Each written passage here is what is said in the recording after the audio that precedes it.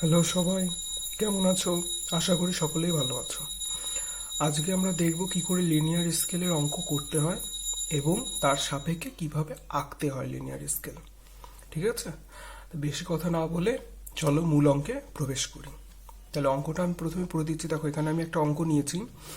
Draw a linear scale to show 15 কিমি on primary division and 3 কিমি secondary division when the RF 1:5 lakhs। ঠিক আছে, এইবার দেখো এখানে কি বলছে। প্রাইমারি ডিভিশন হলো 15, সেকেন্ডারি ডিভিশন 3, আরে আর একটা বলেই দিয়েছে। এবার একটা কথা বলি, যখন আমরা ভূগোলের অঙ্ক করব সেই ক্ষেত্রে একটা জিনিস আমরা সবসময় মাথায় রাখবো যে স্টেপ ওয়াইজ করব। স্টেপ 1, স্টেপ 2, স্টেপ 3 এইভাবে লিখে লিখে করব। ঠিক আছে, তাহলে এবার মূল অঙ্কে চলে যায়। কিভাবে আমরা ক্যালকুলেশনটা করব? Calculation from the given RF equal to 1:5 lakh. মানে সিম্পলি দেখো যেটা রয়েছে, এই যে যেটা দিয়ে দিয়েছে অঙ্কে সেটাই কিন্তু লিখেছি, যে ফ্রম দ্য RF 1:5 লাখ। এই RFটা থেকে এবার আমাকে বের করতে হবে। কি বের করতে হবে? বের করতে হবে যে 1 সেমিতে ভূমির দূরত্ব কতটা।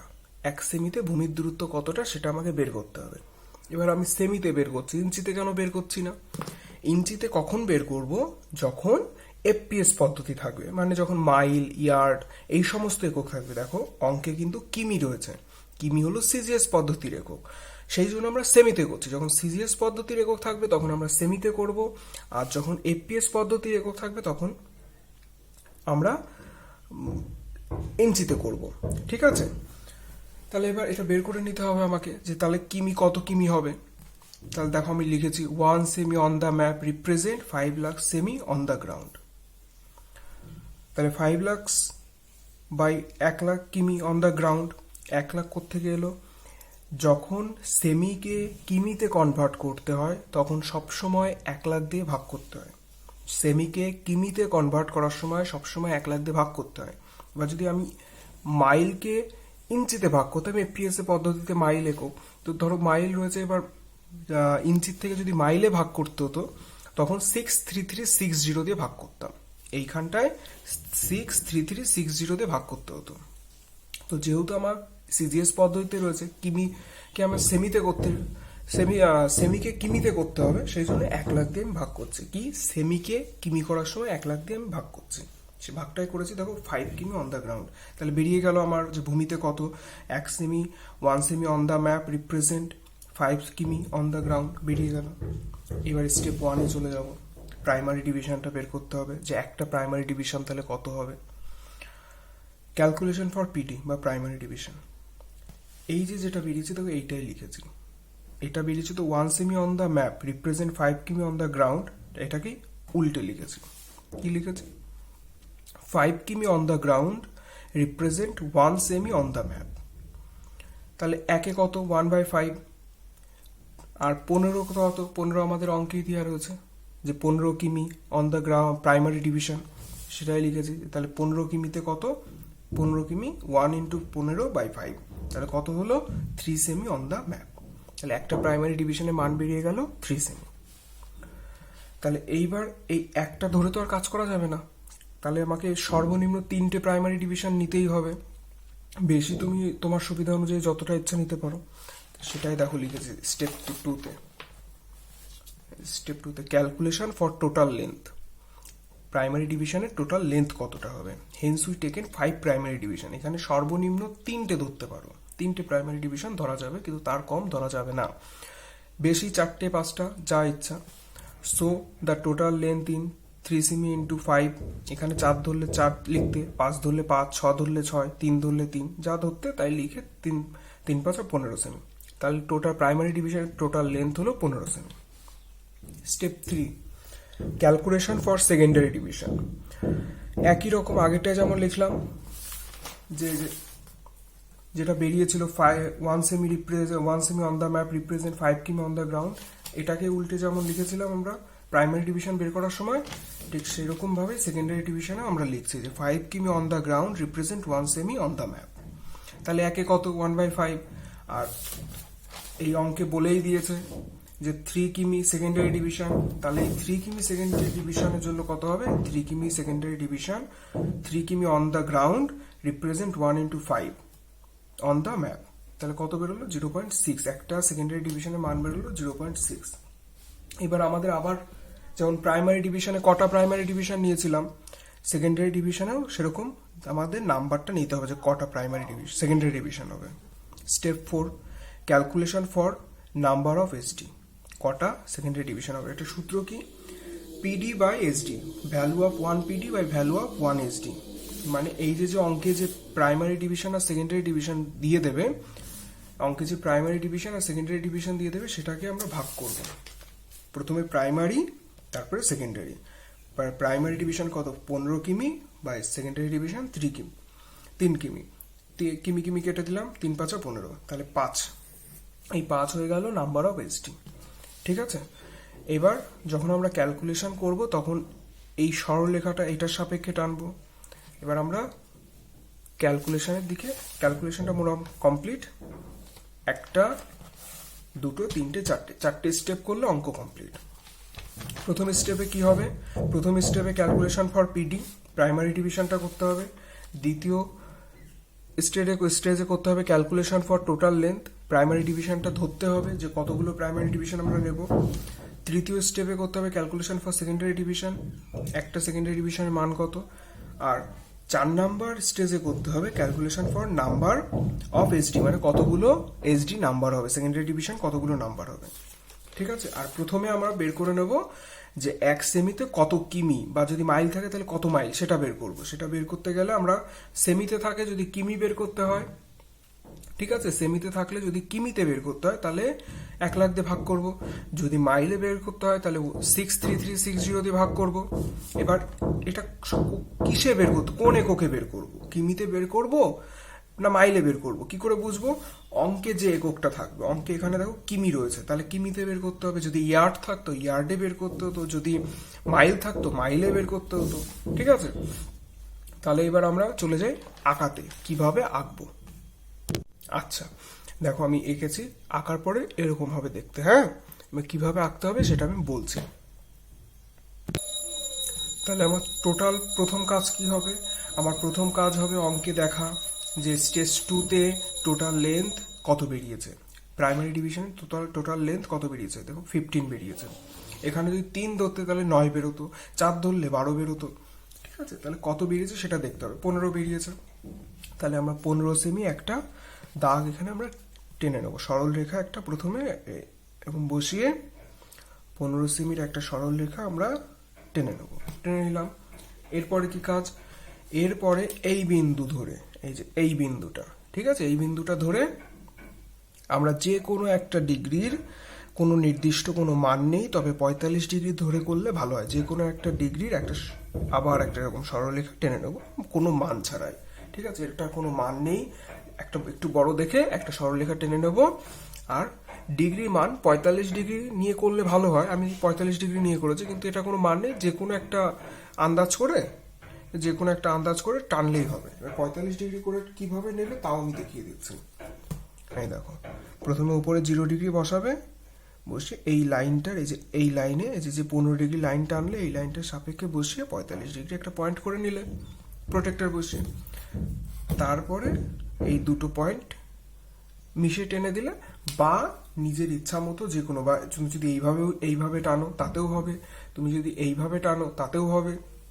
মোটামুটি এই পয়েন্টে বসে একটা দাগ তোমাকে সরলরেখা টেনে নিতে হবে। টেনে নিলাম। এইবার কি করব? এইবার এইটাকে আমার ভাগ করতে হবে 5টা ভাগে, কারণ আমরা প্রাইমারি ডিভিশন তো 5টা নিয়েছি। এই যে প্রাইমারি ডিভিশন তো 5টা নিয়েছি, তাহলে আমাকে 5টা ভাগ করতে হবে। তাহলে এই ভাগগুলোর মান কোথা থেকে আসলো, কত করে আসবে? এর কোনো নির্দিষ্ট মান নেই। আকার সুবিধার্থে 2 সেমি একটা দাগ তোমরা টেনে নেবে। ঠিক আছে, 2 সেমি একটা দাগ তোমরা টেনে নেবে। কত? 2 সেমি। ইঞ্চিতে থাকলেও 2 সেমি নেবে, এফপিএস এ থাকলেও 2 সেমি নেবে। এটা কোনো নির্দিষ্ট মান নেই, 2 সেমি নিলেই হবে।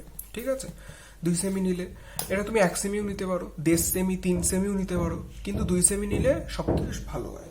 এবার 2 সেমি নিয়ে কি করবে? 2 সেমি দাগটা টেনে নিয়ে আমরা 5টা প্রাইমারি ডিভিশন নিয়েছিলাম, তাই তো? 5টা প্রাইমারি ডিভিশন নিয়েছিলাম। দেখো এই যে 5টা প্রাইমারি ডিভিশন নিয়েছিলাম। তাহলে এই 2 সেমিটাকে আমি মেপে নেব। 2 সেমিটাকে আমরা মেপে নিলাম। এইবার কি করব, মেপে নিয়ে এইখানটায় বসাবো, এই পয়েন্টে আমরা বসালাম, বসিয়ে 1 2 3 4 5, 5টা ভাগ করে নিলাম। এইবার এখানে কি করব, এই যে 5টা ভাগ করলাম, ভাগ করার পর এদিকে তো এক্সট্রা দাগ থাকবে, এই দাগটা মুছে দেবে, আর এদিকে দাগের প্রয়োজন নেই। শেষ পয়েন্টের সঙ্গে এই শেষ পয়েন্ট, এই যে এই পয়েন্ট, এই দুটো পয়েন্ট আমরা যোগ করে দেবো। এই যে যোগ করে দিলাম। এইবার সেট স্কোয়ার নেব। সেট স্কোয়ার সবাই চেনো আশা করি। সেট স্কোয়ার নিলাম। সেট স্কোয়ারটাকে এই লাইনের সাপেক্ষে সুন্দর করে বসিয়ে দেবো। বসিয়ে দিয়ে ওপরে সেট স্কোয়ার সেট করে নিলাম। করে নিয়ে এই যে 2 সেমি পয়েন্ট বেরিয়েছে, 1 2 3 4 5, এই যে পয়েন্ট বেরিয়েছে, এই পয়েন্টে আমরা সেট স্কোয়ারটাকে ধরবো আর দাগ টেনে নেব। সেট স্কোয়ারটাকে ধরবো আর দাগ টেনে নেব। ঠিক আছে,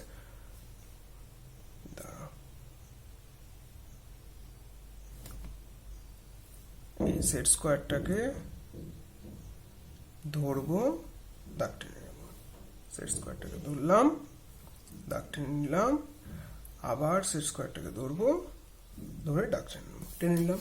আমি একটু উঠালাম, কিন্তু ওঠানোর প্রয়োজন নেই। হ্যাঁ, একবারে এখানটায় বসাবে, বসিয়ে সেট করে একবারে করবে, আর উঠাউঠির দরকার নেই।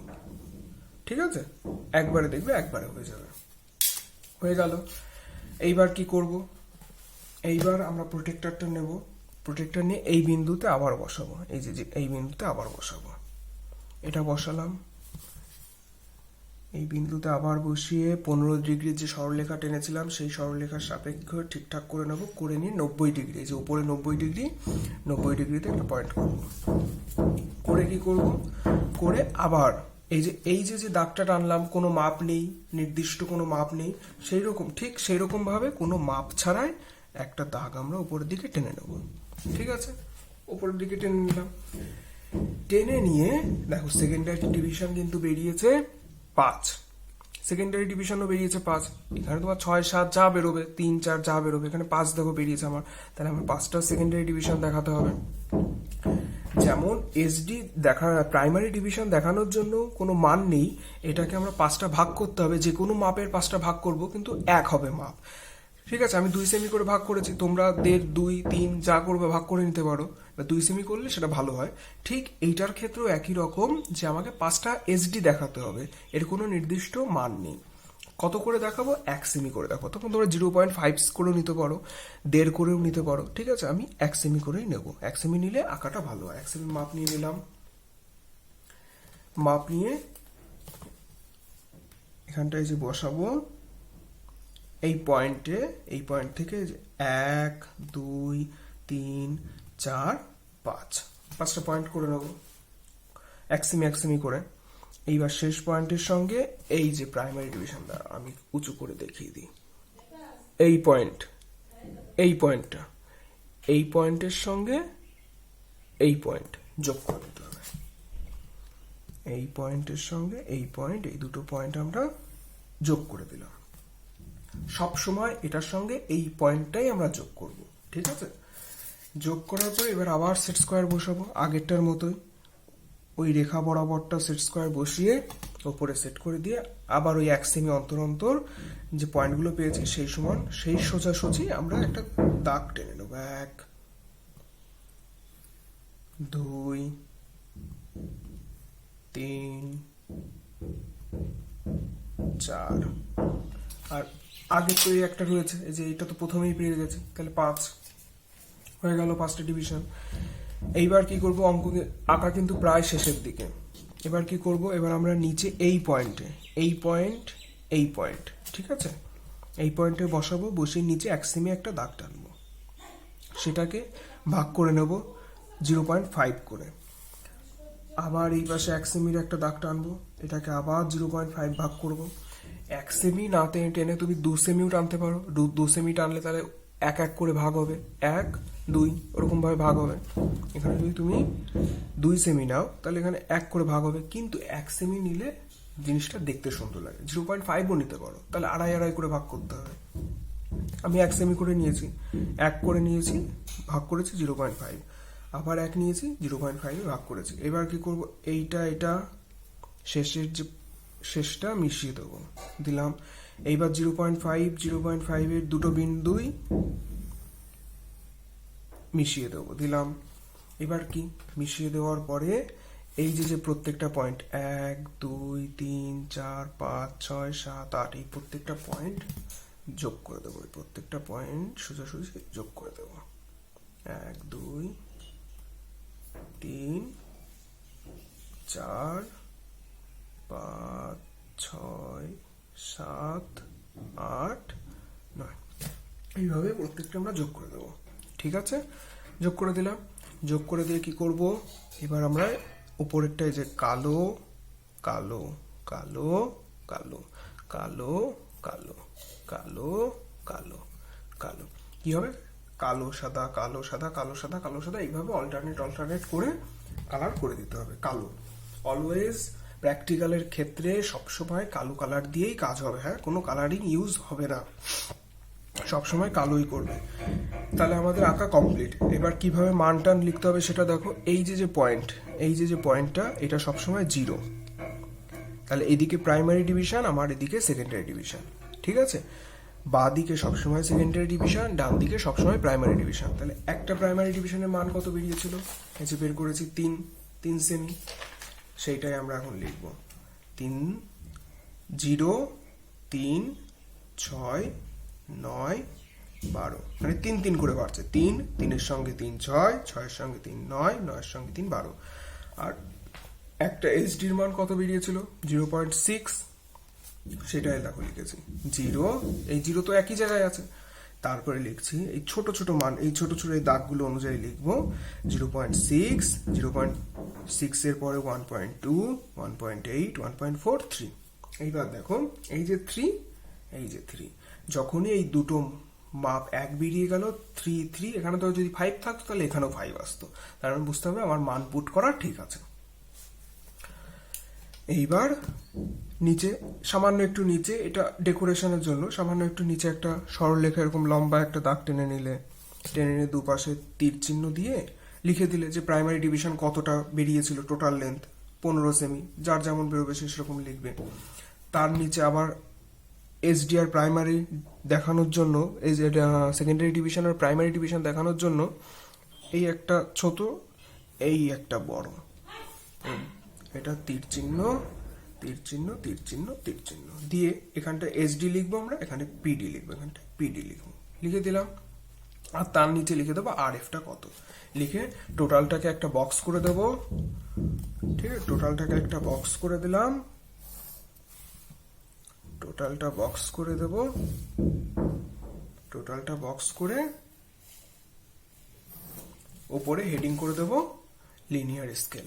তাহলেই আমার আঁকা কমপ্লিট। ঠিক আছে, অসুবিধা হলে অবশ্যই কমেন্টে জানাবে, অঙ্কে কোনো সমস্যা হলেও জানাবে, ড্রয়িংয়ের ক্ষেত্রেও কোনো সমস্যা হলে কমেন্ট করে জানাবে, অবশ্যই চেষ্টা করব সমাধান করে দেওয়ার।